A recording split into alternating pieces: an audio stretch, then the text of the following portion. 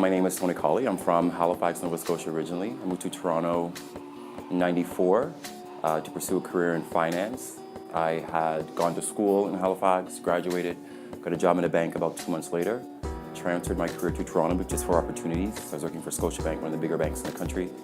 I was with that bank for about 11 years, left just because I was bored, and went back to banking about 6 months later, CIBC, greater job, greater opportunities, began to study project management with that job, saw myself as a project manager moving forward in my career, and then everything sort of went sideways.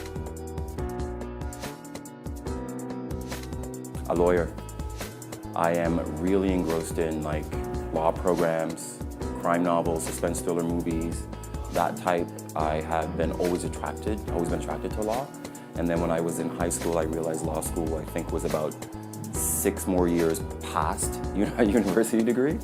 And I hated school too much to do that. So I won't say the easy route, but I decided to go into business only because my family, both of my parents were entrepreneurs growing up. My dad had his own company. My mom, she ran a convenience store. We actually had a family store attached to our house growing up. So I was involved with the financing, the banking, inventory, check writing, all of that type of stuff. So I just moved into that field, had a business degree, and went into banking 2 months right out of school. Still working as an event manager at a nightclub now, and I've sort of aligned all of those together and created a business called EventCares, where we build programs for nonprofit organizations that are either fundraiser or awareness campaigns that help drive attention, awareness, funds, if that, to the organization's mission. I love what I'm doing now. Now that it's actually happening, it was a risk. I was scared, obviously. Self-employment is not the easiest thing to do. It's a bit of a struggle when you first start, only because people don't know you in this manner.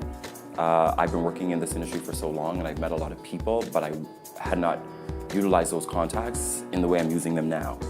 So it was difficult for me to transition from working in an event venue, being a nightclub guy, and then having to explain to people that I've had a 16-year business finance career.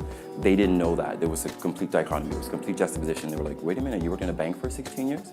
They never knew. So it was sort of the education of that so that I could actually do what I'm doing now. Events is what I love to do. The process of putting together ideation, execution, all the planning. It's a headache, but when you see your final product come to life, it's amazing. You can go to my website, eventcares.ca. We'll give you all the information about everything that we're doing.